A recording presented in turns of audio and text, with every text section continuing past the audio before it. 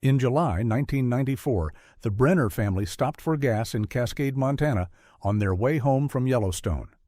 4 people laughing, buying snacks, the teenage daughters taking photos while their parents studied the map. They never made it home. The search lasted 6 weeks.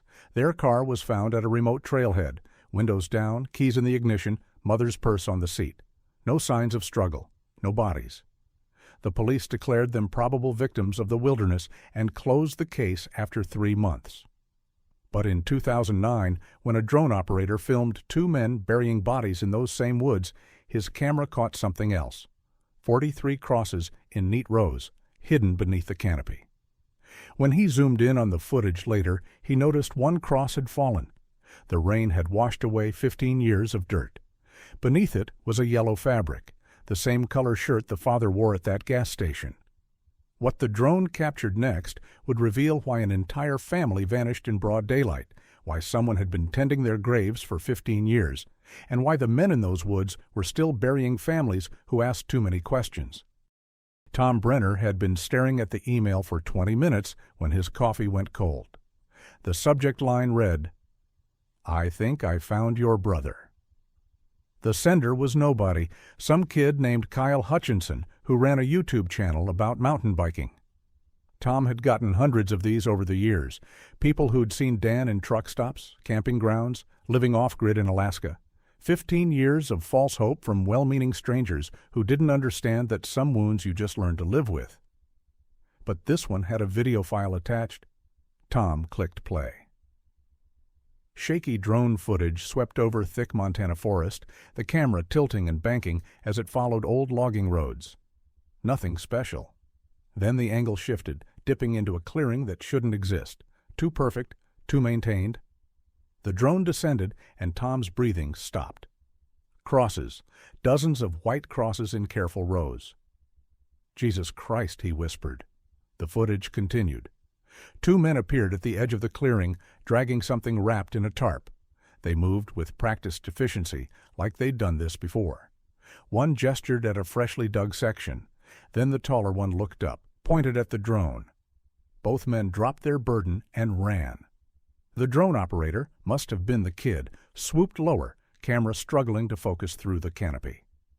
The image stabilized on one fallen cross, rain-washed earth exposing something beneath. Yellow fabric, faded but unmistakable. Tom knew that shirt. He'd bought it for Dan at a Packers game the year before he disappeared. Dan wore it constantly, even on vacation, even when Linda complained it made him look like a walking banana. The video ended. Tom's hands were shaking. His phone rang. Unknown Montana number. "Mr. Brenner? This is Sheriff Wade Collins from Granite County. I understand you've been contacted about some footage. How did you—" "Son sent it to us too. We're treating this as an active crime scene." A pause. "Mr. Brenner, I need to ask. Your brother's family went missing in '94, correct?" July 3rd. The date was carved into Tom's memory. They were driving back from Yellowstone. "We're going to need you to come identify some items we've recovered." Tom's throat tightened. "Bodies?" "Not yet. But Mr. Brenner." The sheriff's voice dropped. "That clearing has 43 crosses. Your brother's family might not be the only ones out there." Tom stood, legs unsteady. His apartment suddenly felt too small, walls pressing in. 15 years he'd been searching, 15 years of dead ends and police departments that stopped returning calls. "I can be there by tomorrow." "Good." "And Mr. Brenner, don't talk to media yet. We don't want whoever did this knowing we're coming." After hanging up, Tom pulled out the box he kept under his bed.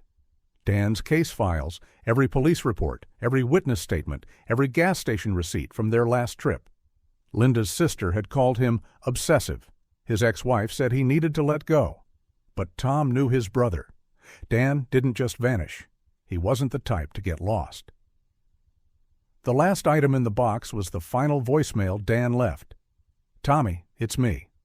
Look, something's come up. Can't explain now, but we might be a few days late getting home. There's something we need to do. Something important. If anything happens, shit, that sounds dramatic. Just Take care of yourself, little brother. Tell Mom we love her.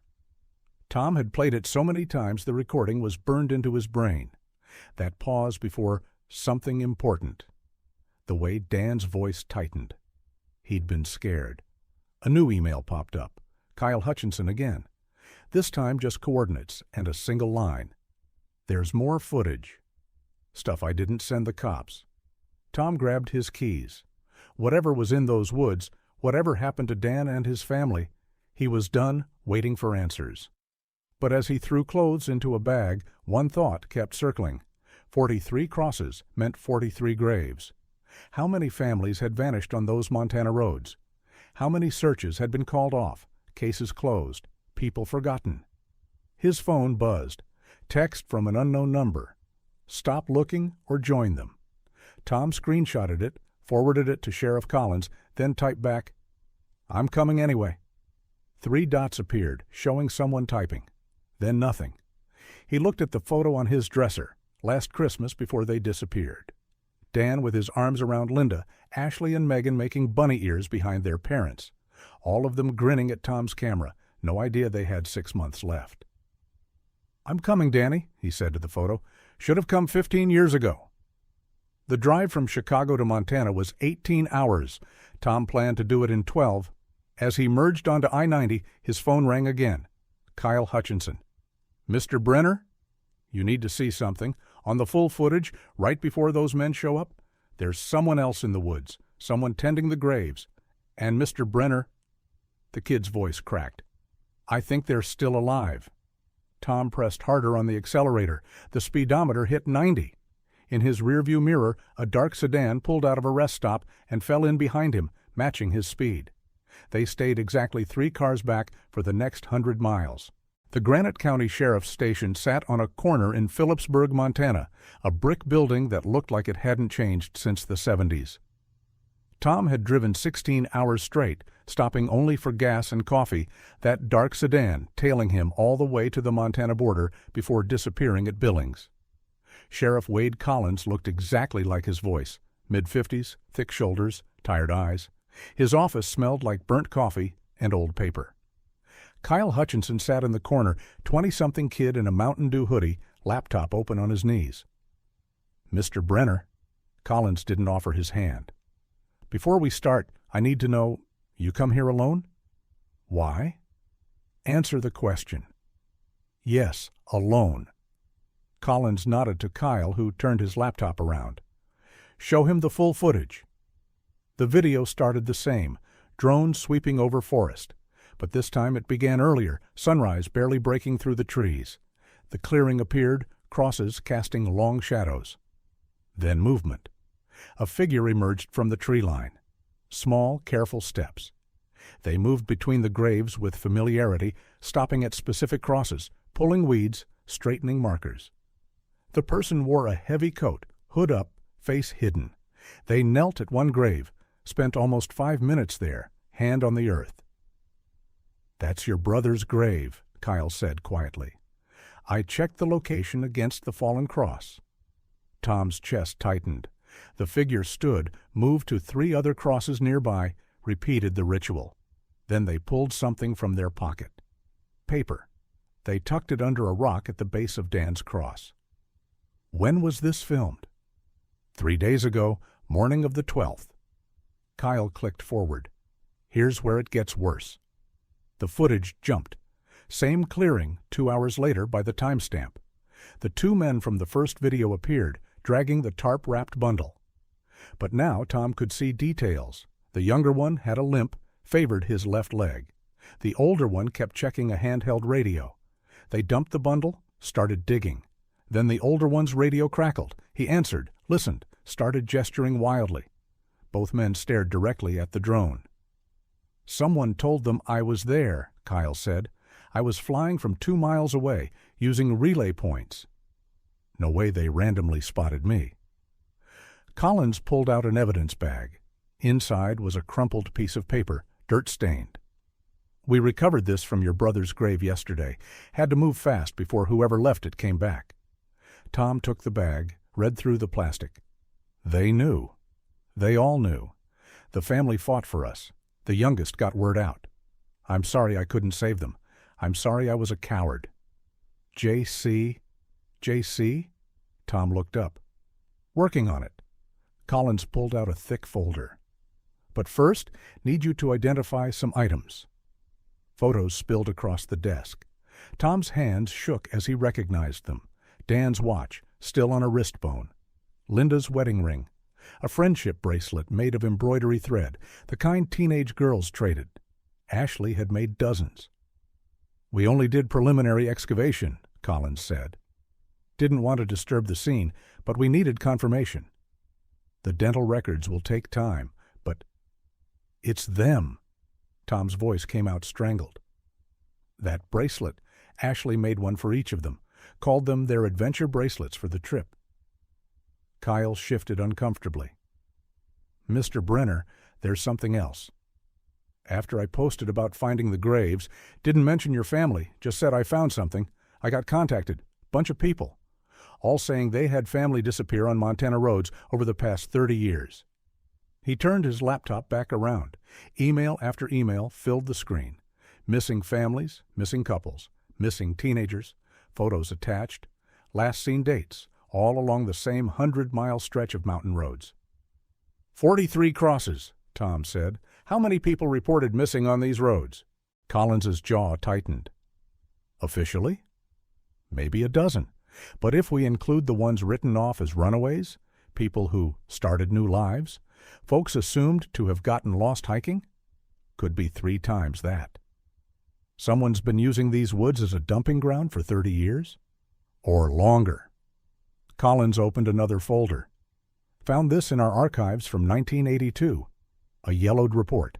Family of 3 vanished on Route 12. Car found at a trailhead. No bodies. Case closed after 6 months. The sheriff back then was Ray Duggan. Retired in '95, died in 2003. Collins met Tom's eyes. His son Earl runs a trucking company now, uses the old logging roads for shortcuts. Tom felt the pieces clicking. The men in the video? Can't prove it yet, but Earl Duggan fits the build of the older one. And Mr. Brenner, those aren't the only Duggans in the county. They got cousins in highway patrol, a nephew in state police. Hell, Earl's brother-in-law is a judge in Missoula. So when my brother went missing, Ray Duggan ran the investigation, declared them lost hikers after 6 weeks. Collins's disgust was clear. Never even filed the federal paperwork for missing persons. Kyle closed his laptop.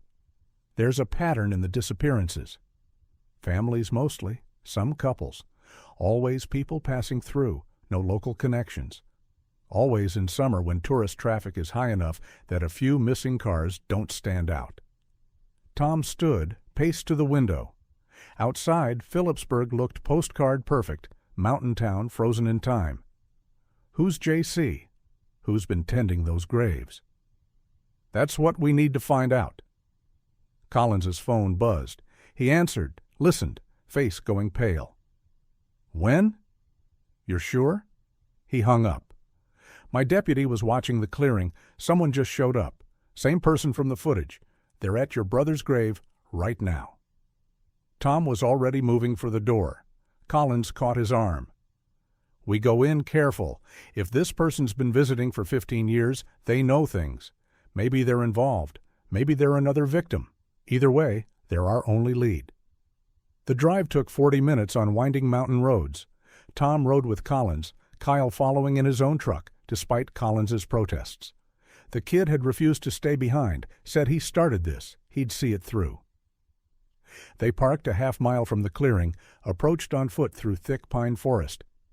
The smell hit Tom first, earth and decay and something else, something chemical.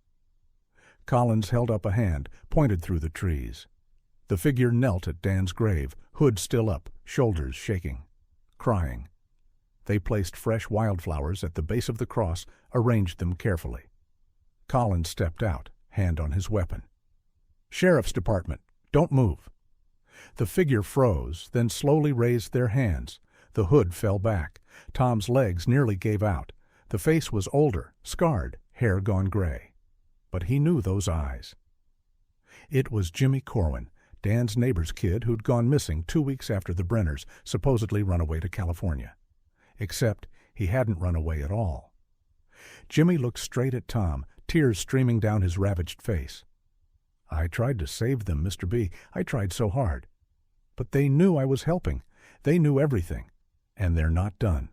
There's another family coming tomorrow. Highway Patrol's going to send them right up Route 12, right into Earl's trap." Collins's radio crackled. His deputy's voice, urgent. "Sheriff, we got a problem." "State police just showed up. They're ordering us to clear out. Judge's emergency injunction. This is now their crime scene." Jimmy laughed, bitter and broken. "Too late?" "You're all too late. Earl's got the whole system, has for 40 years. Your brother figured it out, Mr. B. Dan found where they keep them before they bury them. That's why he had to die. He found the warehouse." "What warehouse?" Tom grabbed Jimmy's shoulders. "What did Dan find?" "The place where they sort them. The ones they bury and the ones they sell." Tom's blood went cold. "Sell?" Jimmy nodded toward the graves. "These are the lucky ones. The ones who fought back. The ones who wouldn't disappear quiet. The others." He pulled up his sleeve, revealed a tattoo, numbers and a barcode. "The others go into the system. And Mr. B? Some of them are still alive." The state police arrived in 3 vehicles, lights flashing, no sirens. Tom watched from the trees as Lieutenant David Morse stepped out, Earl Dugan's brother-in-law, according to Collins's whispered warning. Morse was all sharp angles and cold authority, the kind of cop who enjoyed the power more than the purpose. "Sheriff Collins," Morse called out, voice carrying through the forest, "you're out of your jurisdiction. Judge Harrison issued an emergency order. This is our scene now." Collins didn't move from where he stood with Jimmy. "This is county land." "Not anymore. State's claiming it under Emergency Statute 314, suspected interstate trafficking." Morse's smile was thin. "Funny how you didn't file that federal paperwork yet. Makes this our jurisdiction by default." Tom saw Collins's jaw clench. They'd been outmaneuvered. Jimmy started backing toward the deeper woods, but 2 state troopers moved to flank him. His breathing went rapid, panicked. "They're going to bury me too, just like the others who talked." "Nobody's burying anyone," Collins said, but his hand had moved to his weapon. Kyle appeared at Tom's shoulder, filming everything with his phone. "Already streaming," he whispered. 3,000 viewers and climbing. They can't disappear us all." Morse noticed the phone, his expression darkening. "Turn that off." "Now." "First Amendment says I don't have to." "Son, you interfered with a crime scene. That makes you a suspect." Morse nodded to his men. "Arrest him." Everything happened fast. The troopers moved toward Kyle. Collins stepped between them.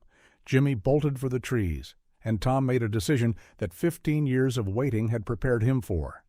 He ran after Jimmy. Shouts erupted behind them. Tom crashed through underbrush, branches tearing at his clothes. Jimmy was faster, knew these woods, but Tom had desperation driving him. He caught up near a fallen pine, grabbed Jimmy's jacket. "Stop! I need to know what happened to them." Jimmy spun, face wild with terror. "You want to know? You really want to know what your brother found?" "Yes!" Jimmy grabbed Tom's arm, pulled him down a barely visible trail. "Then move." We got maybe 5 minutes before they released the dogs. They ran, Jimmy leading them through paths Tom couldn't even see. Behind them, voices and radio chatter grew distant. After 10 minutes of hard travel, Jimmy stopped at what looked like a random cluster of rocks. He moved 3 aside, revealing a hatch covered in pine needles and dirt. "Dan found this, July 2nd, day before they died." Jimmy lifted the hatch. Metal ladder descended into darkness. "This is where Earl keeps them before deciding, bury or sell." Tom stared into the hole. Smell of rust and something worse wafted up. "There's nobody down there now," Jimmy said. "Earl cleared it when the drone footage surfaced, but there's evidence. Things he couldn't clean in time." Tom descended first. His feet hit concrete 10 feet down. Jimmy followed, pulled a flashlight from a hidden shelf. The beam revealed a narrow tunnel stretching into blackness, walls lined with pipes and electrical cables, old mining infrastructure repurposed. They walked 50 yards before the tunnel opened into a larger chamber. Tom's flashlight swept across the space, and his stomach heaved. Cages, 8 of them, built into the walls. Each maybe 6 feet by 4 feet, just tall enough to stand. Buckets in the corners, scratches on the bars where fingers had clawed. On the walls, hundreds of scratches. Hash marks counting days. Names carved desperate and deep. Tom moved closer, read some of them. Sarah was here. "Help us." "They took my daughter." Jimmy pointed to one cage. Newer scratches. Ashley Brenner, July 1994. Megan Brenner, they took Mom and Dad. Tom's knees hit the concrete. His nieces had been here, alive, in cages. "How long?" His voice came out broken. "Dan found them on July 2nd. They'd been here 2 days already. Linda was gone. Earl sold her first, said she was premium goods. No kids to prove her age." Jimmy's voice was hollow. "Dan tried to get them out. Came back that night with tools, but Earl was waiting." "You were there?" "I was 19. Earl's my uncle. He made me help move cargo." Jimmy turned away. "Your brother fought like hell. Took 3 of us to get him down. Ashley bit Earl so bad he needed stitches. And Megan, she kept screaming about the notes she'd hidden. Said people would come looking." Tom stood, rage building. "Where did they take my nieces?" "I don't know. Once they go in the trucks, they're gone. New names, new lives if they're lucky. Earl said something about buyers in Seattle for the young ones." Jimmy pulled a plastic bag from inside a pipe. "But I saved this." Inside was a disposable camera. Kodak, the kind every tourist carried in the 90s. "Ashley dropped it during the fight. I developed some shots in town before Earl could find it." Jimmy's hands shook. "Your brother was smart." Soon as they realized what they'd stumbled on, he had Ashley document everything. Tom took the camera, held it like fragile glass. "What's on it?" "License plates. Photos of the tunnel entrance. Pictures of men loading people into trucks." Jimmy moved to the back wall, pushed on a section. It swung open, another tunnel. "And photos of the warehouse." They entered the second tunnel. This one was newer, concrete smooth and professional. Emergency lighting cast everything in sick green. The tunnel ended at a metal door with an electronic lock, modern, recently installed. "Can't get in without the code," Jimmy said. "But there's another way." He led Tom back, then up a different ladder. They emerged behind a corrugated metal building, maybe 40 feet by 60. No windows. One road in, hidden by trees. Tom could hear the highway maybe a quarter mile away, close enough for truck access, far enough that nobody would accidentally find it. Jimmy pointed to a ventilation grate. "Can see in from there." Tom climbed old equipment to reach it, peered inside. The warehouse was empty now, but the infrastructure remained. More cages, these portable, chains on the walls, tables with restraints, filing cabinets, a desk with computers, modern equipment. Jesus Christ, this is still active? Never stopped. Earl just got better at choosing victims. Families nobody would miss hard enough. Jimmy's voice went bitter. Your brother missed them hard enough. That's why Earl had to kill them instead of selling them. Tom dropped down. We're calling the FBI, not local, not state, federal. With what proof? Earl cleaned the DNA evidence. Those scratches could be from anyone, anytime. And that camera's 15 years old. They'll say the photos don't prove current crimes. Then we get current evidence. Jimmy shook his head. You don't understand. Earl owns half the county. Sheriff Collins is clean, but his deputies, the highway patrol who redirect traffic, the judges who sign warrants, this is a machine, Mr. B. It's been running since his daddy's time. Tom's phone buzzed. Text from Collins. State police have warrants for you both. Get somewhere safe. Kyle's arrest is trending. Bought us time, but not much. Another text, unknown number. You found the warehouse. Stop now, or your family joins your brother. Yes, we know where they are. Tom's blood went cold. His ex-wife, his daughter in college. Jimmy saw his face. They always threaten family first. It's how they kept me quiet for 15 years. But you're talking now. Because I'm dying anyway. Cancer, maybe 6 months left. Found out last week. Jimmy laughed, harsh and short. Figured I could do one right thing before I go. Tom heard engines in the distance, getting closer. There's something else, Jimmy said quickly. Every month, 15th through the 20th, Earl runs a major shipment. Tomorrow's the 15th. Highway Patrol's going to close Route 12 for maintenance, but really they're moving merchandise if you want current proof. We intercept the shipment. Suicide. Earl's got 8 men, all armed, and some of them are cops. The engines were louder now. Tom grabbed Jimmy's arm. Then we need help. Real help. You still got that streaming setup? Kyle had 3,000 viewers. How many would we have if we announced we're going to expose a trafficking ring tomorrow? Jimmy stared at him. They'll kill us? They're going to kill us anyway. Might as well make it count.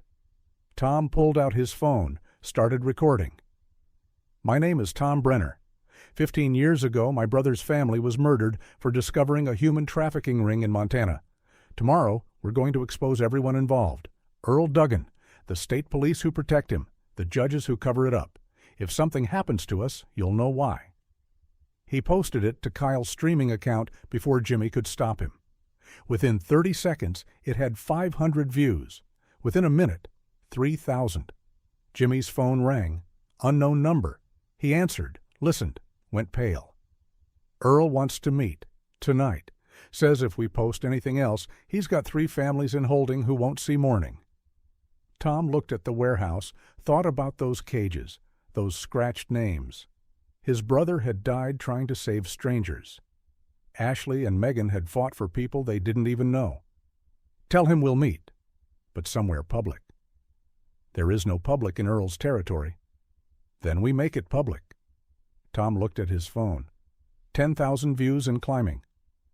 Tell him the truck stop on Route 12, midnight, and tell him we're streaming it live. The truck stop squatted beside Route 12 like a neon wound in the darkness, fluorescent lights humming, diesel fumes thick in the air. Tom counted 17 big rigs parked in neat rows, their drivers asleep or gone. At 11:30, the place was mostly dead, except for a tired cashier and 2 truckers nursing coffee at the counter. Kyle had been released on bail, posted by his viewers, turned out having 40,000 witnesses, made false arrest harder to stick. He sat in his truck now, laptop open, 3 cameras streaming different angles of the parking lot. The viewer count had hit 200,000 and climbing. They know we're recording, Collins said, standing beside Tom near the entrance. He'd come despite the state police ordering him to stay away. Earl won't show himself on camera doing anything illegal. He doesn't have to, Tom said. He just has to make a mistake. Jimmy paced near the dumpsters, smoking his 5th cigarette in 20 minutes. You don't know Earl. He doesn't make mistakes. The families who fought back, the ones in those graves, they thought they were smart too. Tom's phone buzzed. Message from an unknown number. Building across the street. Roof. Sniper. He looked. Old feed store. Perfect vantage point. Another text. I'm watching him. Rico V. Rico Vance. Jimmy said he was one of Earl's men who'd gone to ground. If he was really helping? Headlights swept the lot. 3 vehicles, 2 trucks, and a black SUV. They parked strategically, blocking exits. Earl Dugan stepped out of the SUV, all 6'3" of him, wearing a sheriff's department jacket that didn't belong to him anymore. 2 men flanked him, both openly carrying. Tom keyed his phone, making sure the stream caught everything. Earl noticed, smiled like it didn't matter. Tom Brenner, Earl's voice was gravelly, patient. Your brother couldn't leave well enough alone either. Where are my nieces? Dead? 15 years dead, buried with their parents like you saw. Earl moved closer, staying just outside clear camera range. That's the truth you came for, isn't it? Jimmy says different. Earl glanced at his nephew. Jimmy says a lot of things. Brain cancer makes people confused, makes them remember things wrong. I don't have brain cancer, you son of a bitch, Jimmy snarled. Medical records say different. Earl pulled out papers. Stage 4 glioblastoma, diagnosed 2 months ago, causes hallucinations, false memories. Tragic, really. Tom saw the trap. Earl had manufactured medical records. Any testimony Jimmy gave would be worthless. "What about the warehouse?" Tom asked. "What warehouse?" "That old mining equipment storage. Been condemned for years. Dangerous to go poking around there. Tunnels could collapse any time." Earl's smile was cold. "Be a shame if some amateur investigators got buried in a cave-in." Collins stepped forward. "You threatening them?" "Warning them. Big difference." Earl pulled out his phone, showed them a photo. 3 kids, maybe 14 to 16, in cages. Timestamp from 2 hours ago. "Now, here's what happens. You delete that stream. Apologize for the misunderstanding. Mental breakdown from grief. Something believable. And these 3 get to go home to their families tomorrow. Or they disappear forever and you get blamed for it. Amazing what evidence shows up when needed. Your DNA at crime scenes. Your computer full of trafficking sites." Earl shrugged. "You'd be surprised how many people believe a grieving uncle might snap and start taking other families." Tom felt the walls closing, but then Kyle's voice came through his earpiece. "Keep him talking." "Something's happening. More headlights. A lot more. Cars and trucks pulling into the lot from both directions." Tom recognized some faces in the windows, people from Kyle's stream, locals, travelers, citizens with cameras. They parked and got out, phones raised, recording everything. Earl's composure cracked slightly. "What is this?" "Insurance," Tom said. "You can't disappear all of them." Earl's phone rang. He answered, face darkening as he listened. When he hung up, his calm had turned dangerous. "The warehouse is on fire." "You did this?" Tom shook his head, genuinely surprised. Then his phone buzzed. "Rico again. Had to destroy evidence of current victims. Got them out first. 3 kids safe, heading to FBI field office in Helena." Earl lunged forward, grabbed Tom by the throat. His men raised their weapons, but the crowd of witnesses pressed closer, cameras catching everything. Kyle's stream hit 500,000 viewers. "Where are they?" Earl's mask had slipped completely, revealing the monster underneath. Tom gasped out, "Same place you put my family." Earl's grip tightened. Collins drew his weapon. "Let him go, Duggan. You have no authority here." "I do." A new voice. Federal Marshal Janet Rodriguez stepped from an unmarked van, badge visible, weapon drawn. Behind her, 6 more agents.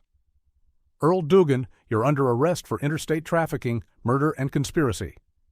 Earl released Tom, straightened his jacket. "You have no evidence. Fire destroyed anything you might have claimed." "We have Jimmy Corwin's testimony," Rodriguez said, "a brain cancer patient's delusions. We have Ashley Brenner's camera, developed and authenticated." Earl went still. Tom pulled out the camera, held it up for the stream to see. "She documented everything, every license plate, every face. Even got you, Earl, loading kids into a truck. July 2nd, 1994. Photos been in FBI evidence since this afternoon." That was a lie. Tom had only sent them 3 hours ago, but Earl didn't know that. "And we have this." Rodriguez held up an evidence bag. Inside was a hard drive. "Retrieved from the warehouse before the fire. Every transaction for 30 years. Every buyer. Every victim. Your father was meticulous about records. You inherited his methods along with his business." Earl's men set down their weapons, hands rising. They knew when it was over, but Earl himself just smiled. "You think you've won?" "I'm one man in one county. This network stretches from Canada to Mexico.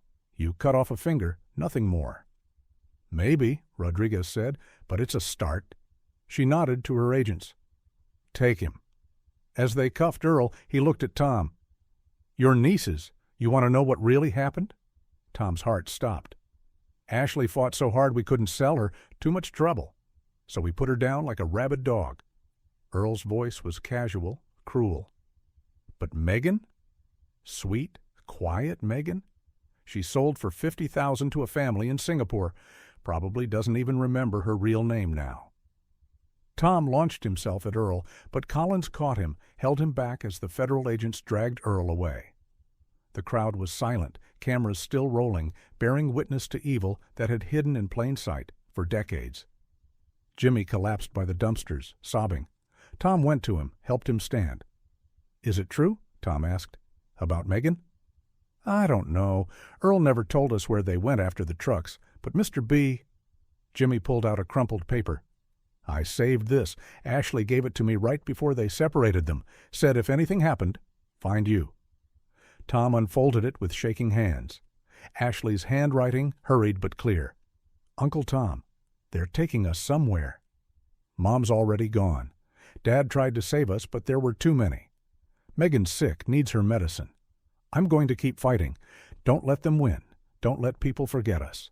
We love you." Eh? The paper was stained with what looked like tears. Or blood? Kyle appeared at his shoulder. "Streams at 2 million.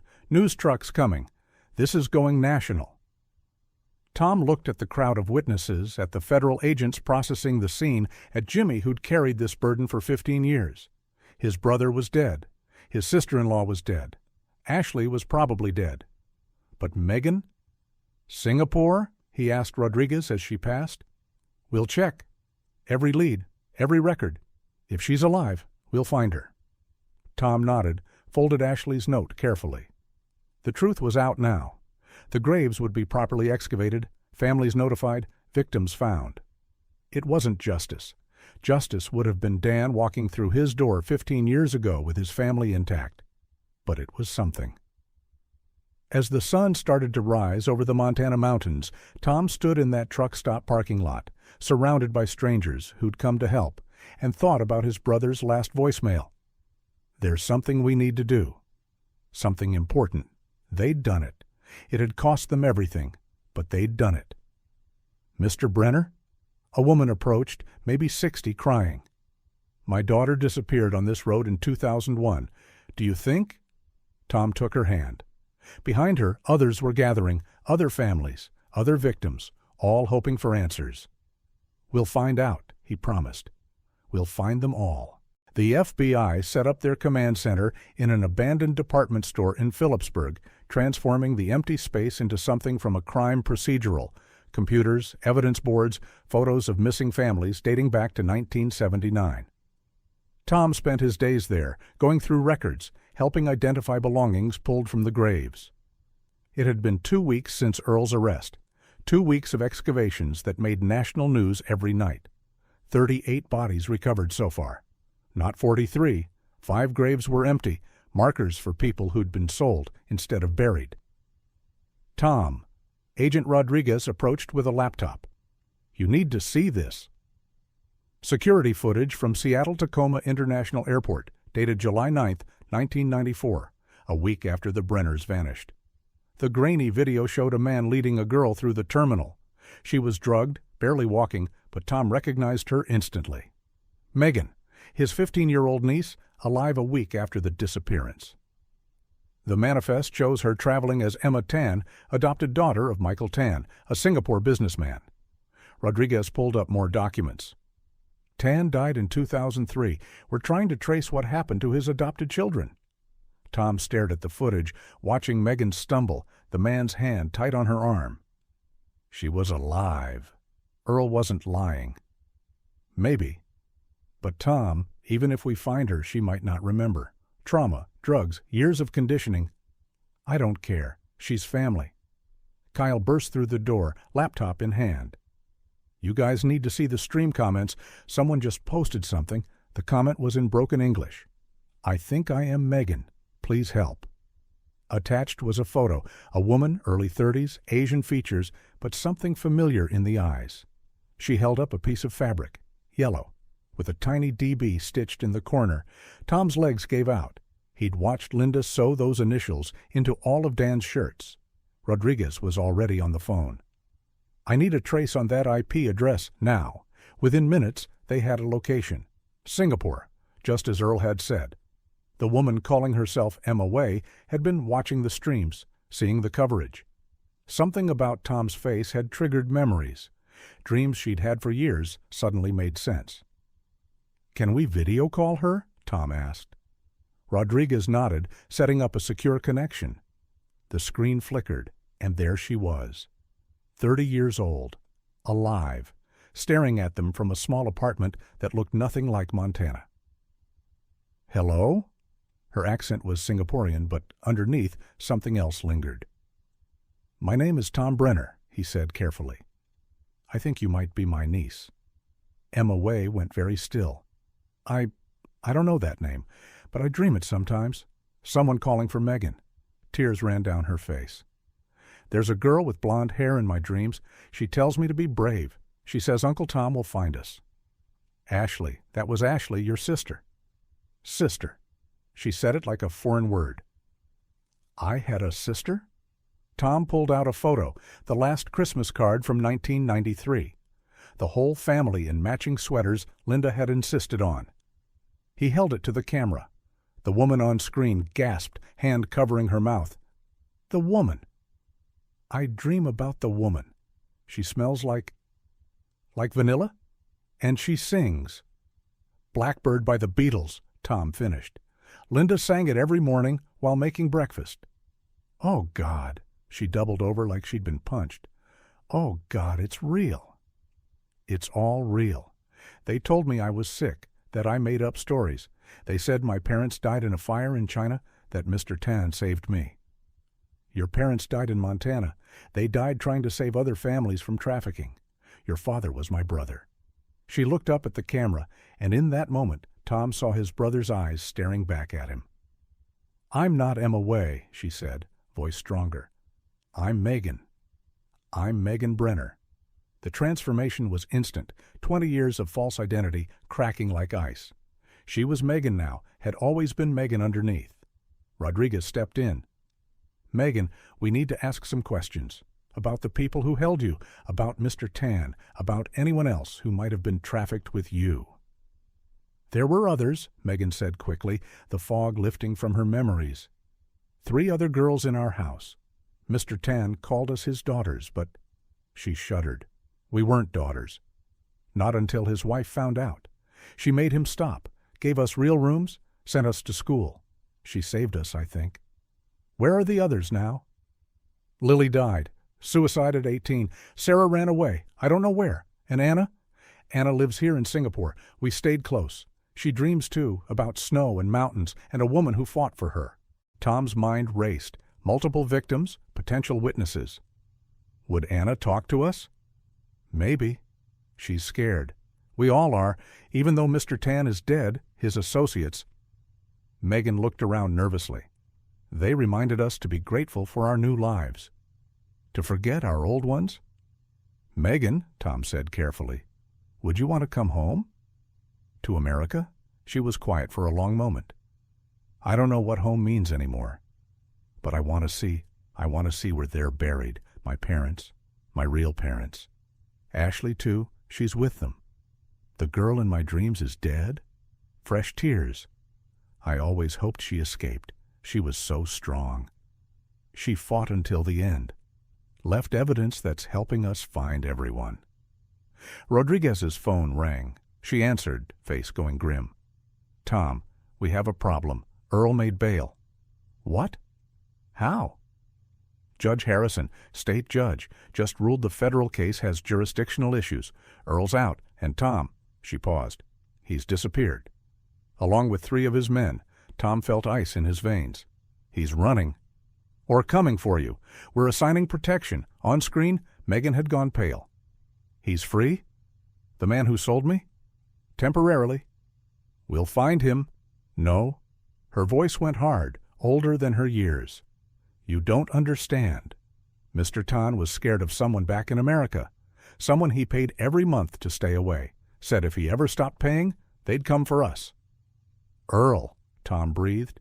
"He was still getting paid for you." "Until Mr. Tan died." Megan stood, moved to her window. "There's been a van outside for 3 days. I thought it was nothing, but—" The screen went black. "Megan? Megan?" "Nothing." Rodriguez was already on her phone, calling the Singapore field office, but Tom knew they'd be too late. Earl had 2 weeks to plan while in custody. 2 weeks to activate contingencies. Kyle pulled up flight manifests on his laptop. 3 tickets to Singapore booked yesterday under fake names, but the credit card traces back to a shell company Earl's lawyer set up. He's going after her. The last witness to his early crimes. Tom stood, decision made. I'm going to Singapore. You can't. You're a civilian. She's my niece. My brother died trying to save her, and I'll be damned if I let Earl finish what he started. Rodriguez hesitated, then nodded. Unofficially, I can't stop you from taking a vacation. And if you happen to have backup? She looked at Kyle and Jimmy. Jimmy coughed, the cancer making him weaker every day. I got maybe 2 months left. Might as well make them count. Kyle was already booking flights. Next one leaves in 6 hours from Helena. Tom grabbed his phone, called Megan back. The line was dead, but then a text came through from a different number. They took her. White van, license SLG 8847, heading to Port District. Help her. Anna. The other girl. The other victim. Rodriguez showed the message to her team. Singapore police are mobilizing, but Earl's got a 12-hour head start. Tom thought about Dan's last voicemail, about something important that needed doing. His brother had died trying to save strangers. Now, Tom had a chance to save family. Keep the graves coming, he told Rodriguez. Every family deserves to know, but I'm going to Singapore. Tom. Rodriguez caught his arm. Earl knows you're coming. This could be a trap. Good. Then he won't be watching for Jimmy and Kyle. Jimmy laughed, dark and bitter. The cancer patient and the YouTube kid versus an international trafficking ring. Dan would have loved this. As they headed for the door, Rodriguez called out, Tom, when you find her, and you will find her, tell her something for me. Tell her she's not Emma Way or Emma Tan or whoever they made her be. She's Megan Brenner, and she has a family that never stopped looking. Tom nodded, then walked into the Montana morning. Somewhere across the world his niece was in danger, but she was alive. After 15 years of believing they were all dead, one had survived. He thought about Ashley's note. Don't let them win. They hadn't won yet. And as long as Megan was alive, as long as Earl was free, this wasn't over. The ghosts in those Montana graves deserved justice. But the living deserved to be saved. Singapore hit like a wall of humid heat. Tom stepped off the plane at Changi Airport, his clothes immediately clinging with sweat. Jimmy looked gray, wheezing from the 20-hour flight despite the oxygen tank Kyle had insisted on bringing. They'd landed at 2 a.m. local time. The city glowed like a circuit board through the taxi windows. Anna Lim, Tom said to the driver, showing an address Rodriguez had sent. Tampines District. The driver's eyes flickered in the mirror. You police? Just tourists. Tourists don't go to Tampines at night, La. Tom said nothing. The driver shrugged, pulled into traffic. Singapore was all glass and steel and perfect roads, nothing like Montana's wilderness. Somewhere in this maze of buildings, Earl had Megan. Anna Lim lived in a government flat, 20th floor, barricaded behind 3 locks and a chain. When she finally opened the door, Tom saw why. Her face carried scars, old but deep, across her left cheek. Mr. Tan's mark, she said, noticing his stare. For trying to run. Before his wife changed him. Her English was perfect, educated. You're the uncle from the streams.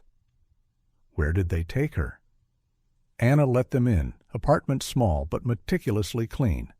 Photos covered one wall, candid shots of Megan over the years, living her stolen life, smiling but always with something hollow in her eyes. The Port District has warehouses. Mr. Tan used to own several. When he died, they were supposed to be sold, but paperwork got lost.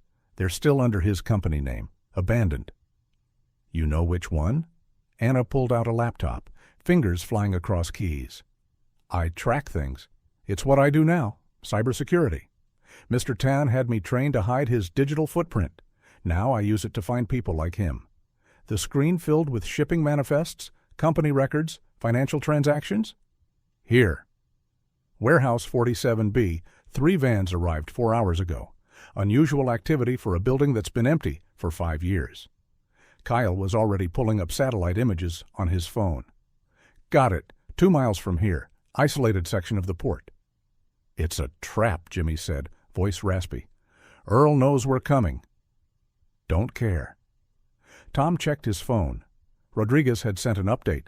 Singapore police were holding back. Jurisdictional red tape. They had maybe an hour before official help arrived. Anna stood. I'm coming. No, you've done enough. She's my sister. Not by blood, but by what we survived. Anna opened a drawer, pulled out a knife. Mr. Tan taught us to defend ourselves. After his wife reformed him, he said we might need it someday against his old associates. Tom saw the determination in her eyes, recognized it.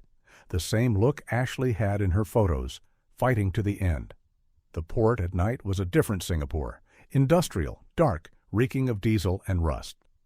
Warehouse 47B squatted between empty containers, single light burning in an upper window. 2 men stood guard at the entrance, smoking. Not local muscle, Jimmy whispered from their hiding spot. That's Montana boys, Harkins and Dre, Earl's core team. Tom counted windows, exits, potential problems. They're expecting us to wait for police. So we don't wait, Kyle said. He'd been streaming everything. Viewers now over 3 million following this real-time rescue. Comments flooded in. Prayers, advice, some claiming to be calling Singapore authorities. Anna pointed to a drainage tunnel. Leads inside, used to move trafficked girls in and out without dock workers seeing. They crawled through filth and rust, Anna leading.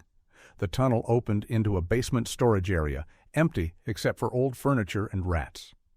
Voices echoed from above, Earl's gravelly tone unmistakable.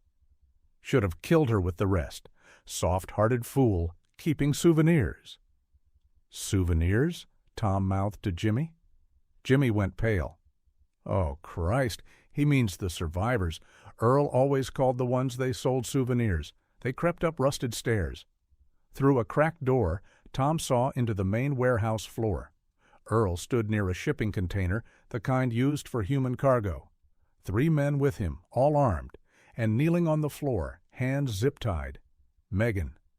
She looked nothing like the 15-year-old who'd vanished, but Tom knew those eyes, same as Dan's, same as his own. Earl was talking to someone on the phone. Yes, the original package plus interest, $30 million for the set.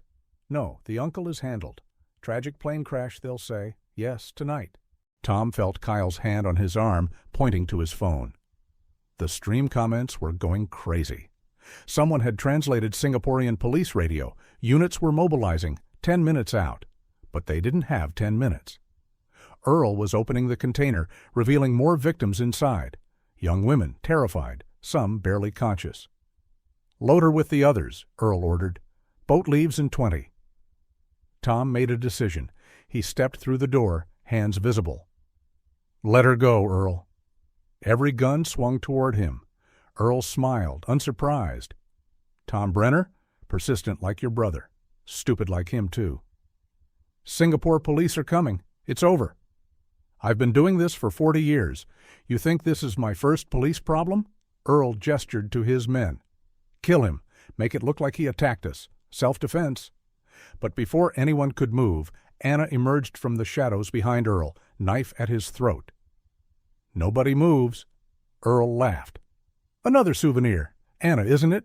Mr. Tan's favorite, until you got uppity. Let them all go. Or what? You'll kill me? You're not a killer, girl. I read your file. Broken little thing, grateful for any kindness. That's why Tan picked you. Anna's hand shook. Tom saw her wavering trauma response kicking in. But then Megan spoke from the floor. Anna, remember what Mrs. Tan taught us. We're not what they made us. We're who we choose to be. Something shifted in Anna's face. The knife pressed deeper, drawing blood. I choose to be someone who stops you. Sirens in the distance. Earl's men looked nervous. One started backing toward the exit, but Jimmy emerged from behind a crate, Earl's own gun taken from evidence and pointed steady despite his shaking hands. Nobody leaves. You're all going to answer for those graves. You're dying anyway, Jimmy. Why do you care? Because I helped bury them. Tears ran down Jimmy's face. 43 families. I helped bury them all. Least I can do is make sure you pay. The container's occupants started crying, begging in languages Tom didn't recognize.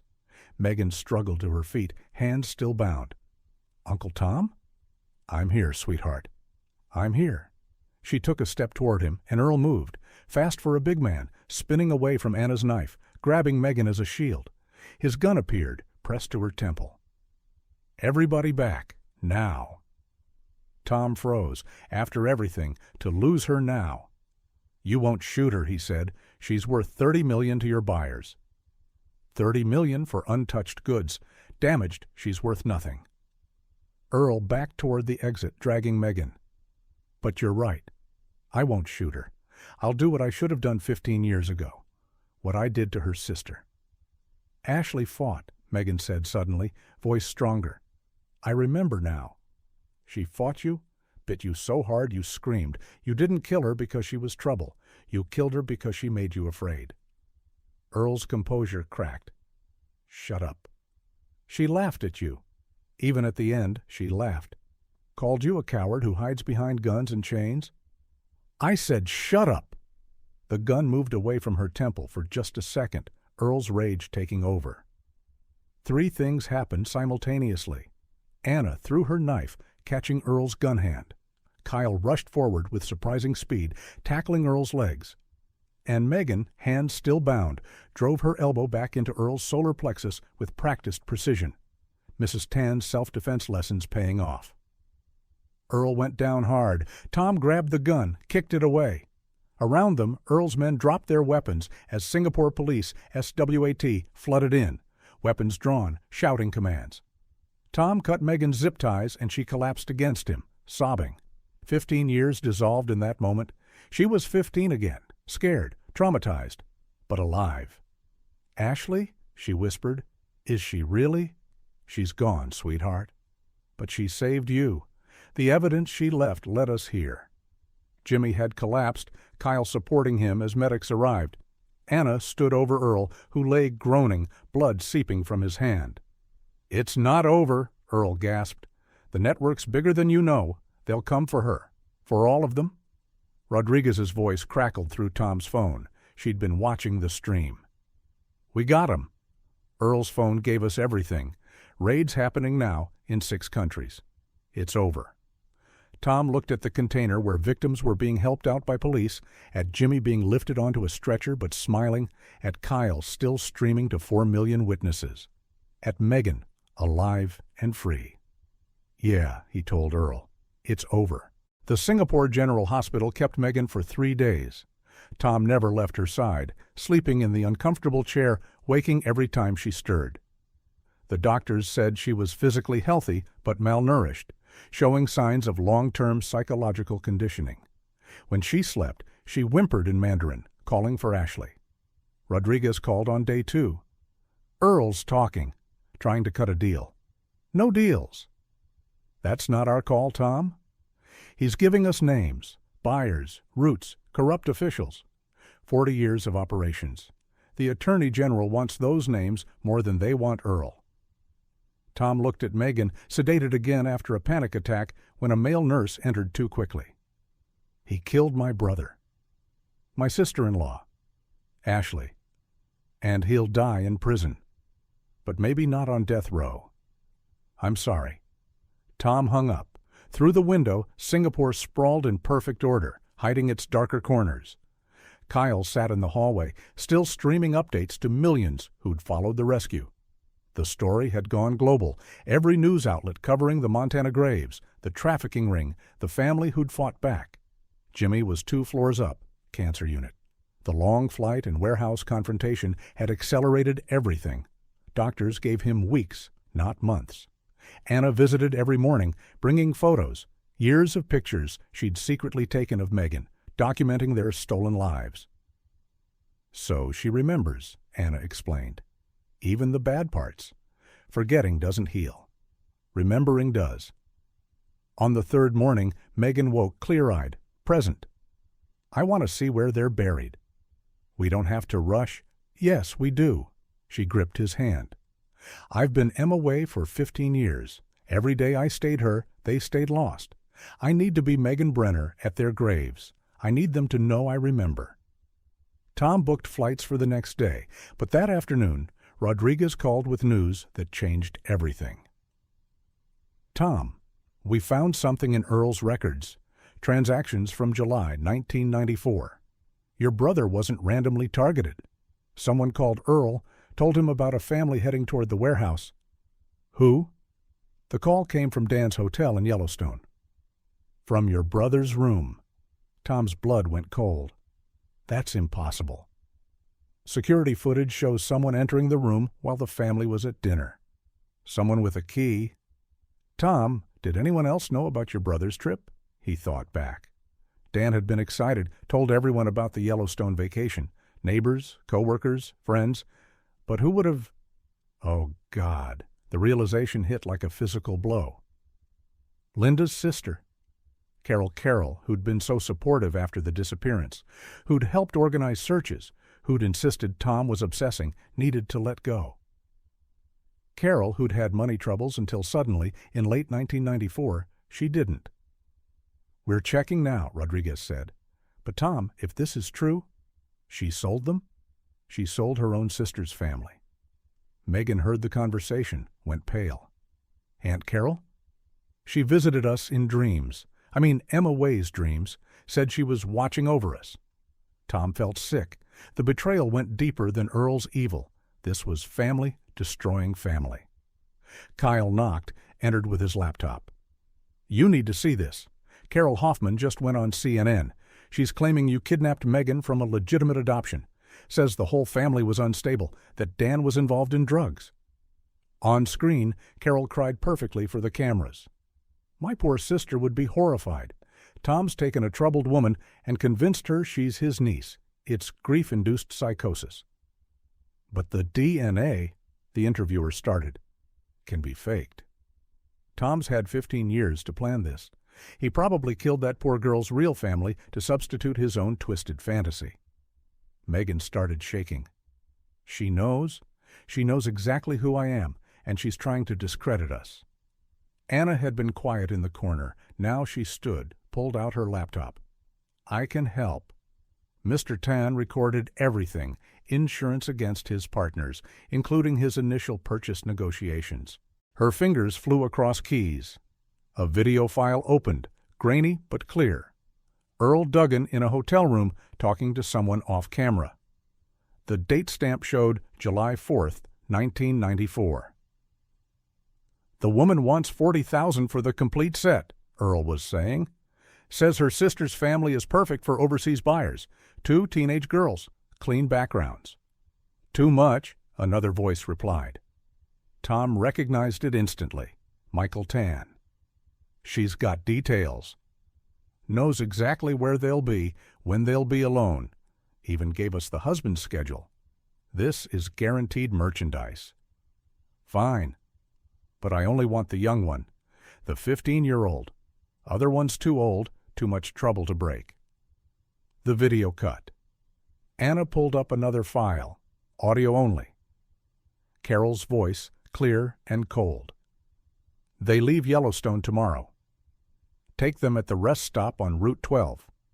Dan always stops there for coffee. I'll make sure Linda has the girls in the bathroom. You'll have maybe 3 minutes.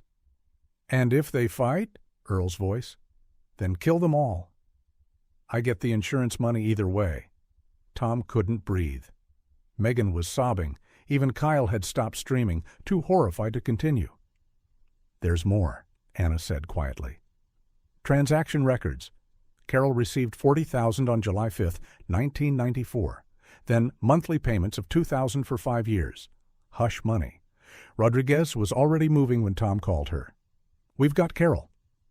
FBI's arresting her now. CNN's doing a live update. She's being taken into custody, on camera. Tom turned on the news. Carol was screaming, denying everything, But the FBI agents were inexorable. The CNN anchor looked stunned, trying to process the reversal on live television. Megan stood, walked to the window. She visited once, when I was MOA, came to Singapore for a vacation in 2001. Spent an hour staring at me in a mall. I thought she was just a strange American woman, but she knew. She came to see what she'd done. Why? Tom asked, though he knew no answer would suffice. Linda had everything, Megan said, remembering now. The perfect husband, 2 beautiful daughters. Carol was divorced, broke, bitter. She told Mr. Tan that Linda didn't deserve such happiness. That's in another recording. Jimmy appeared in the doorway, wheelchair-bound now but alert. Earl's lawyer just called me, wanted me to testify that Carol was the mastermind, that Earl was just the tool. Were you going to? Already did. Gave a deposition this morning, every detail I remember. How Carol visited the warehouse before the sale. How she specifically requested Ashley be killed if she couldn't be sold. Jimmy's voice broke. Your sister-in-law begged, Tom. Linda begged Carol to let the girls go. Carol watched and said nothing. The room fell silent. Outside, Singapore hummed with life, oblivious to the horror being unveiled. Kyle finally spoke. The stream's at 10 million viewers. They're calling for death penalties, for Earl and Carol both. They won't get it, Tom said. Carol will claim coercion. Earl will claim he was just the middleman. They'll both serve life, but they'll live. While Ashley's dead, Megan said quietly. While Mom and Dad are dead. Anna pulled up one more file. There's something else. Mr. Tan's wife kept journals. She wrote about the girls he brought home, about trying to save them. She translated from Mandarin. The one who calls herself Emma cries for her sister every night. She draws pictures of a blonde girl with fierce eyes. She says her sister promised to find her. Even now, years later, she believes. I pray someday she is right. Megan touched the screen, tracing words she couldn't read but somehow understood. Ashley never stopped fighting. Even in my dreams, she fought. Tom's phone buzzed. Rodriguez again. Carol's made a full confession. She's trying to drag down others, says half the town knew something was wrong but stayed quiet. Tom, she says your mother suspected but did nothing. His mother, dead 5 years now. Had she known? Had she chosen to believe Carol's lies rather than face the truth about what happened to her son? Doesn't matter, Tom said. The dead can't answer for their choices. But we can, Megan said. She turned from the window, face set with determination that reminded Tom painfully of Dan. I want to testify. At every trial, Earl's, Carol's, all of them. I want them to see what they did, to know that despite everything, I survived. We survived. The flight back to Montana carried 3 bodies in its cargo hold. Singapore had released Ashley's remains after DNA confirmation, along with Dan and Linda, finally identified through dental records. Tom sat with Megan as she stared out the window, holding a small box. Ashley's ashes, all that was left after 15 years in Montana soil. Jimmy had died the morning before their departure, quick and quiet, Kyle holding one hand, Tom the other.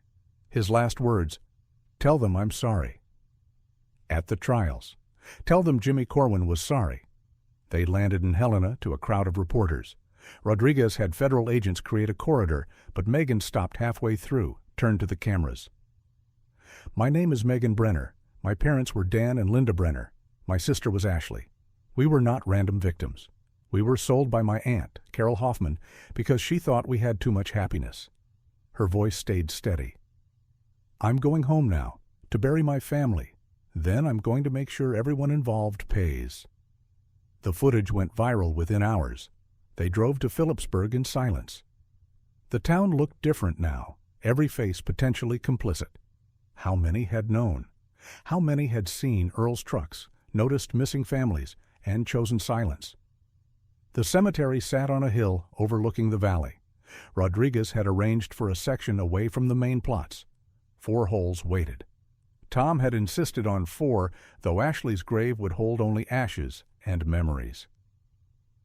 The service was small. Tom, Megan, Kyle, Anna, who'd flown in from Singapore. Rodriguez and her team stood at respectful distance. No one from the town came, though Tom saw curtains moving in houses below. The minister, brought in from Missoula, spoke about justice and mercy. Tom heard none of it. He was thinking about Dan's last voicemail, about something important that needed doing. Dan had known he might not come back. He'd tried anyway. Megan stood at Ashley's grave after the others were lowered. She pulled out a worn piece of paper, a drawing she'd made as Emma Way, not understanding why. It showed two girls holding hands, one blonde, one brunette, standing in snow. "You kept your promise," she said to the small grave. "You said Uncle Tom would find us." It just took a while. She burned the drawing, letting ashes fall onto ashes. That evening, in Tom's motel room, Rodriguez brought files. "Carol's trial starts in 3 months. Earl's is federal, probably 6 months. You don't have to attend." "We'll be there," Megan said. "All of them?" "Every single one." Rodriguez nodded, pulled out another folder. "There's something else. We've identified 17 of the victims from the graves. The others, Earl destroyed too much. But we found purchase records. Over 200 people sold through Montana over 40 years. How many survived?" "That we've found?" 12. Most don't want to be identified. They've built new lives, like you did." "I understand," Megan said. "Then, what about the ones being sold now? The ones in that container?"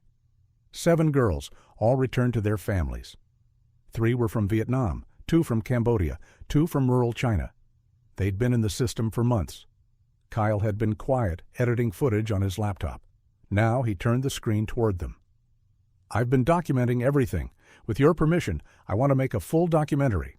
Show people how this happens, how families disappear, and everyone looks away." Tom started to object, but Megan touched his arm. "Yes, but include this." She looked directly at Kyle's camera. "To anyone who was sold, who was taken, who was made to disappear, you are not alone. You are not forgotten, and you are not what they made you become." That night, Tom couldn't sleep. He walked to the clearing where the graves had been found. The FBI had filled them in, but the earth remained scarred, 43 rectangles of disturbed soil. Crime scene tape fluttered in the wind. A figure stood at the far end. Tom's hand went to his phone, ready to call for help, but then the figure turned. An elderly woman, Native American features, wearing a traditional blanket. "My granddaughter," she said simply. "Disappeared in 1987, 17 years old. They said she ran away to Los Angeles." She gestured to one of the filled graves. "She's here. DNA confirmed yesterday." "I'm sorry." "Your brother saved her." Tom frowned. "He died in 1994. Your granddaughter would have been forgotten, another runaway Indian girl, but your brother's family fought, made noise. That's why the FBI had to actually investigate this time." She pulled out something, a dream catcher, old and carefully made. This was hers. "Will you give it to your niece?" One survivor to another. Tom took it, unsure what to say. The woman looked at the graves. "They're going to build a memorial?" "The state, trying to make amends. They want to put up a plaque about trafficking awareness." She laughed bitterly. "As if we need awareness.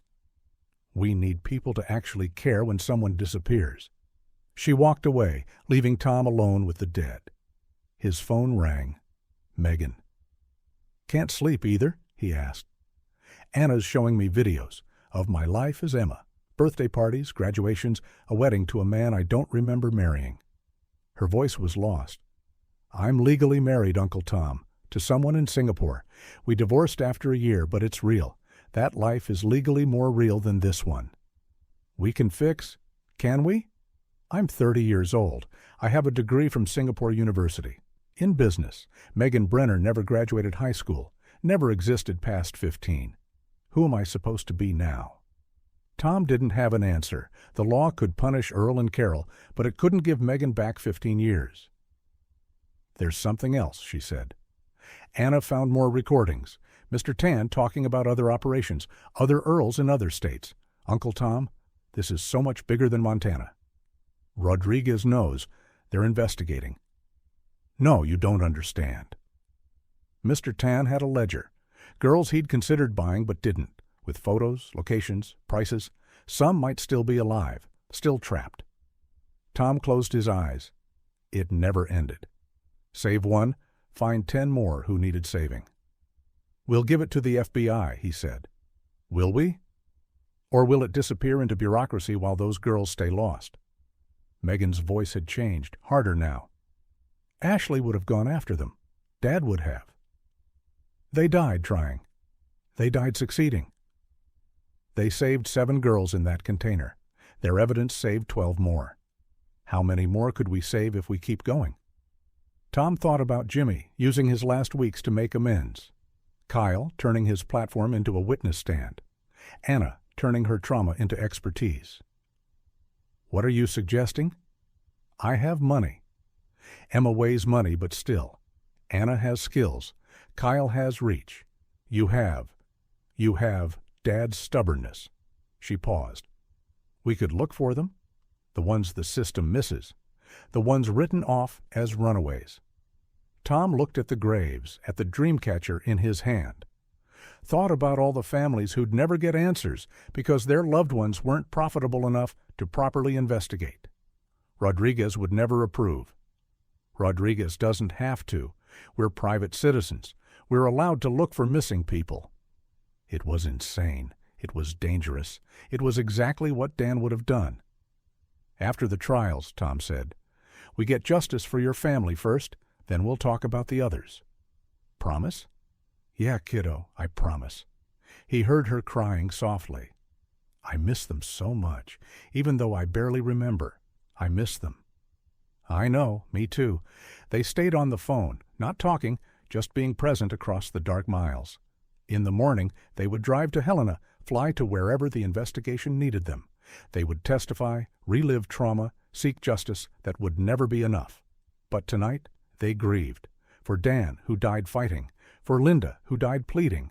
For Ashley, who died defiant. For Megan, who lived, but lost everything in the surviving. The federal courthouse in Helena became their second home. 6 months of pretrial hearings, depositions, evidence reviews. Megan testified 17 times before the actual trial began, each time reliving the warehouse, the cages, the sound of Ashley screaming as they were separated. Carol's trial came first. She'd hired expensive lawyers with money she'd hidden for years, Earl's payments invested carefully. She wore pearls to court, cried on cue, painted herself as another victim of Earl's manipulation. Tom watched from the gallery as Megan took the stand. She'd changed in the months since Singapore, gained weight, cut her hair, looked less like Emma Way and more like Linda's daughter. But her hands still shook when the prosecutor showed photos of the warehouse. Miss? Brenner, Carol's lawyer began, you have no actual memory of my client participating in your abduction, correct? I have no memory of the abduction at all. I was drugged. So you cannot say with certainty that Carol Hoffman was involved? Megan looked directly at Carol.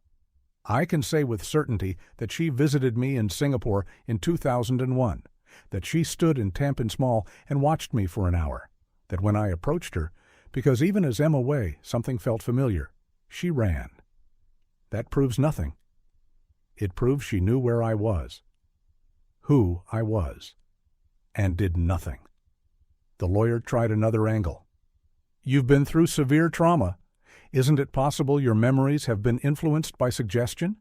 By your uncle's need to blame someone? My uncle didn't suggest anything. Anna Lim gave me video recordings. Would you like me to quote what your client said about my mother deserving to lose her children? The prosecutor stood. I'd like to enter People's Exhibit 47, the recording Ms. Brenner is referencing. Carol's voice filled the courtroom, cold and clear. Linda always had everything. The perfect husband, the pretty daughters, the happy life. She needed to learn that happiness isn't guaranteed, that it can be taken away. Several jurors looked sick. Carol's composed mask slipped. Tom testified the next day. About the search, the years of being told to let go, Carol's insistence that Dan had probably run off with another woman. She comforted my mother, he said, held her while she cried over her missing son. Knowing exactly where he was buried. The prosecution saved their strongest evidence for last. Rico Vance, given immunity for his testimony, took the stand. He'd been 18 in 1994, working for Earl, thinking it was just drug running. Carol Hoffman came to the warehouse 3 times, he said, once before the grab, to point out her nieces from family photos. Made sure we knew which ones to take. Second time, to collect her money. She counted it twice, smiled, said it was the easiest $40,000 she'd ever made. And the third time? Rico went pale. To watch.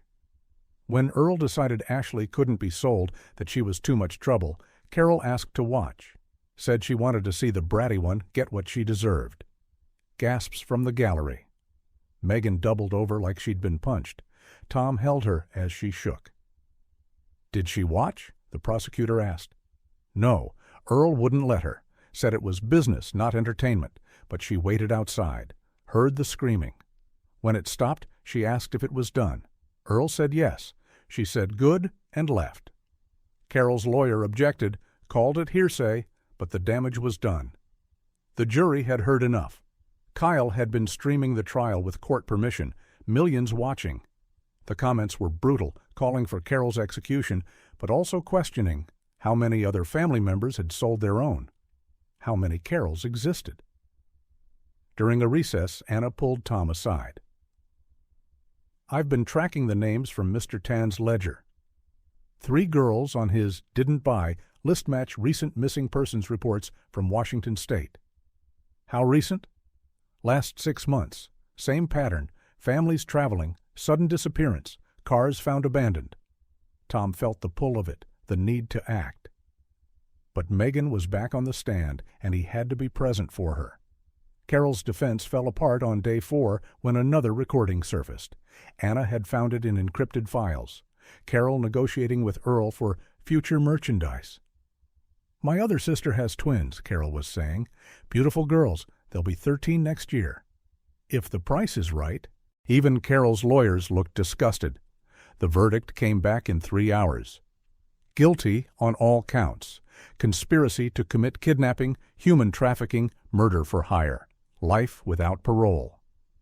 Carol screamed as they led her away, claiming innocence, blaming Earl, blaming Tom, even blaming Linda for being too perfect to live with. Outside the courthouse, Megan stood before the cameras. My aunt stole 15 years of my life. She murdered my family out of jealousy. But she didn't win. I'm here. I remember. And I'm going to make sure this never happens to another family. Earl's federal trial was scheduled for the following month. But 2 weeks later, Rodriguez called with news that changed everything. Earl's dead. Tom felt nothing. No relief, no satisfaction, just emptiness. How?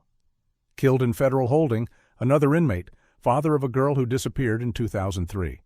Guard looked away for 5 minutes. Convenient. The guard's been arrested.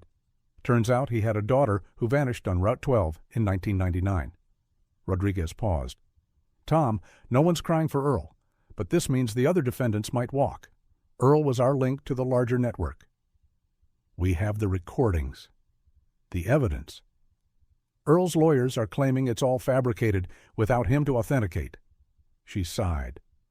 We'll still try. But prepare Megan. This might not end how we hoped. Tom found Megan at Ashley's grave. She visited daily when they were in Montana. She was leaving fresh wildflowers, talking quietly to the stone. Earl's dead, he said. She didn't look up. I know. I saw it online. She arranged the flowers carefully. Ashley would have wanted to confront him, to make him admit what he did to her. Are you okay? I don't know what I am. She stood, brushing dirt from her knees. For months, everything's been about the trials. Getting justice. Now Carol's in prison and Earl's dead, but Mom and Dad and Ashley are still gone. I'm still 30 years old with someone else's life. You have your life back now. Do I? She pulled out a Singapore passport. Emma Way has a life, a degree, a work history, friends who remember her. Megan Brenner has nothing but trauma and a family grave. Tom didn't know how to answer that. Anna found 3 girls, Megan said suddenly. In Washington, same pattern as us. Families traveling, sudden disappearance. Rodriguez said the FBI has 1,000 cases and limited resources. Anna and I have Mr. Tan's money and very specific expertise. She looked at him. You promised. After the trials, we'd look for the others. Earl's accomplices still need to be tried. They'll walk. You know they will. Without Earl, they're just truckers who didn't ask questions, local cops who didn't investigate thoroughly. She pulled out a photo, 3 teenage girls at a rest stop, laughing. The Morrison sisters. Disappeared 2 weeks ago with their parents. Their car was found at a trailhead. Tom looked at the photo. They were so young, so alive, like Ashley and Megan had been.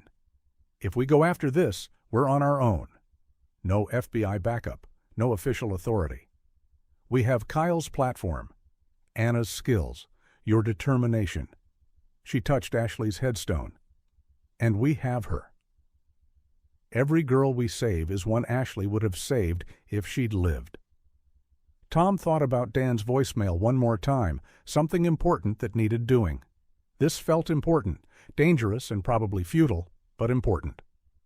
Okay, but we do it smart. We document everything. First sign of real danger, we call in federal help. Megan hugged him, first time since she'd remembered who he was. Thank you. Thank you for not giving up. Your dad wouldn't have. No, she agreed. He wouldn't have. That night, they met with Anna and Kyle in Tom's motel room. Anna had pulled together a comprehensive file on the Morrison family. Kyle had reached out to his network, found witnesses who'd seen the family after their supposed disappearance. There's a pattern, Anna said, but it's different from Earl's. More sophisticated. They're using dating apps to identify vulnerable families, social media to track travels. Evolution, Tom said, learning from Earl's mistakes. Or competition, Megan suggested. Mr. Tan mentioned other suppliers. Maybe they're filling the gap Earl left. Kyle pulled up a map. 3 disappearances in 2 months all along the I-90 corridor. If we're right about the pattern, they'll hit again soon. Tom looked around the room.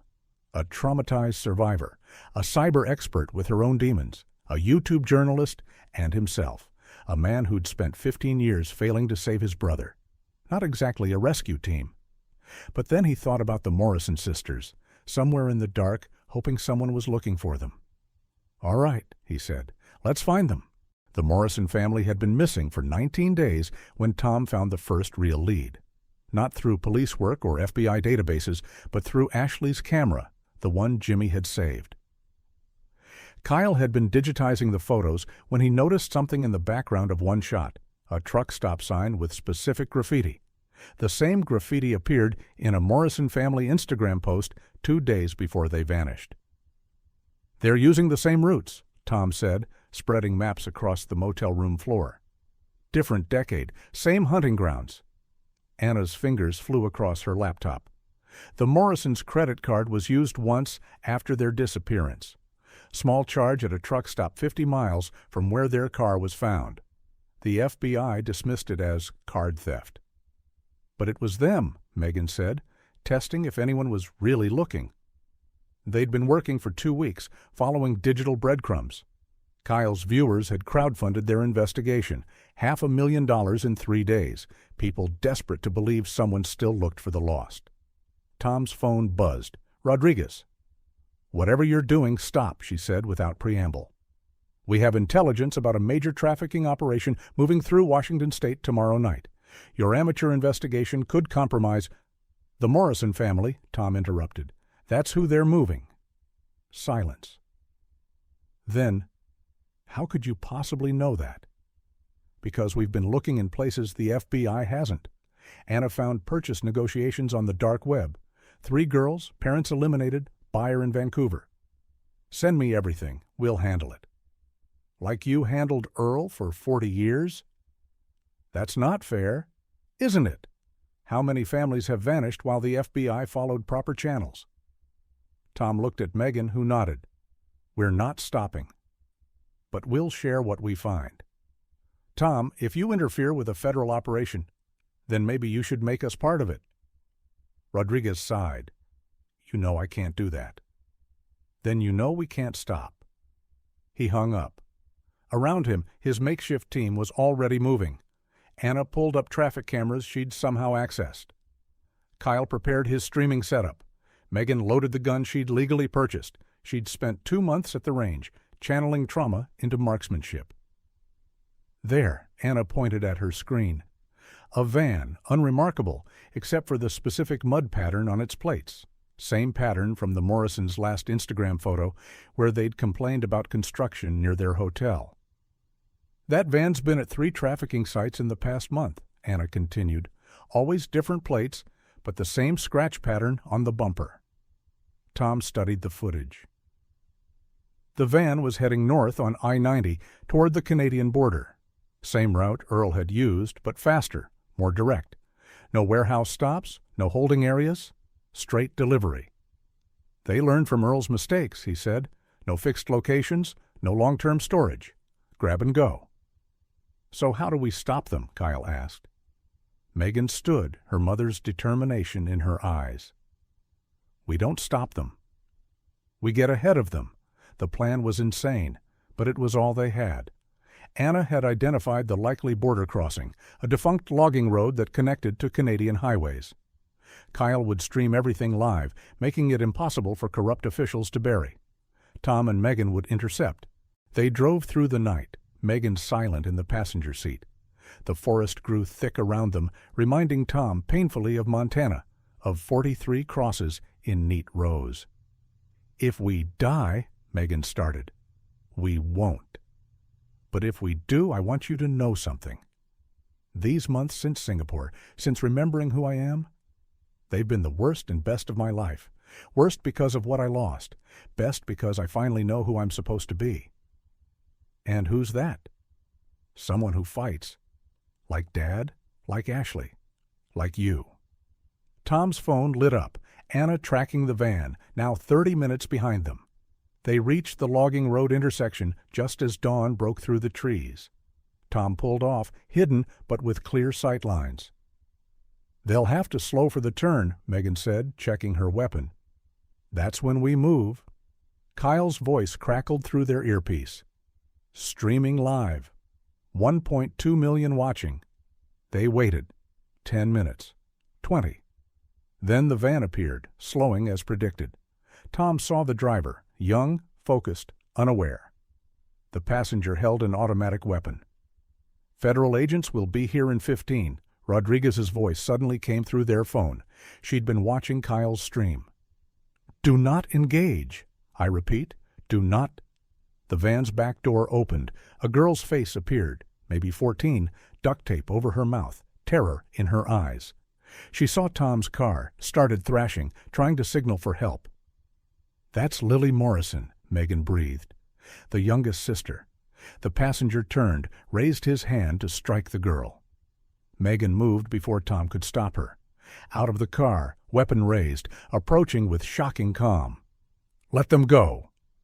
The driver hit the gas, but Tom had already pulled forward, blocking the road. The van slammed into his rental car, airbags exploding. Through the smoke, he saw Megan at the van's back door, pulling it fully open. 3 girls tumbled out, the Morrison sisters, bound but alive. Behind them, 2 men emerged, weapons drawn. Nobody has to die, Megan said, her voice eerily steady. You're being watched by over 1 million people. The FBI is coming. It's over. The older man laughed. You think we care about cameras? You know how many operations run every single day? Stop 1, 10 more continue. Maybe, Tom said, moving to flank them. But this one ends now. Sirens in the distance. The younger man looked nervous, weapon wavering. The older one stayed focused on Megan. You're the Brenner girl, the one who got away. Earl told stories about your family, how they thought they could save everyone. He smiled coldly. How'd that work out? They saved me, Megan said, and I'm saving them. The younger man broke, dropping his weapon, hands rising. The older one swung toward him in disgust, and Megan moved. Not to shoot, but to tackle Lily Morrison, pulling her clear as Tom rushed the distracted gunman. The struggle was brief, violent. The gun went off twice, once into the ground, once into the trees. Then federal agents were everywhere, weapons drawn, shouting commands. Tom found himself on the ground, ear bleeding from how close the second shot had been. Megan was covering the Morrison sisters with her body, all of them crying. The traffickers were face down in the dirt, cuffed, rights being read. Rodriguez appeared, furious and relieved. "You idiots could have been killed." "But we weren't," Tom said, getting shakily to his feet. "And they're alive." The Morrison sisters' parents were found 12 hours later, bound and drugged in a hidden basement 70 miles away. Alive, traumatized, but recoverable. The family reunited on Kyle's Stream, viewed by 8 million people who'd followed the rescue in real time. But Tom barely noticed the celebration.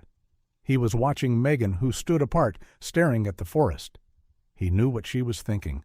Her family never got this reunion, this happy ending. "It doesn't bring them back," she said when he approached. "Saving others doesn't bring back Mom or Dad or Ashley." "No," he agreed. "It doesn't. But it means they didn't die for nothing." She pulled out Ashley's recovered necklace, the one piece of jewelry found with her remains. "Every person we save is someone they would have saved." Anna approached, laptop in hand. "I found something. In Mr. Tan's deepest files, a video from 1994. The screen showed grainy footage from the warehouse. Dan Brenner, bloodied but standing, facing Earl. "You can kill us," Dan was saying, "but someone will come looking. My brother won't stop. And someday you'll pay for every family you've destroyed."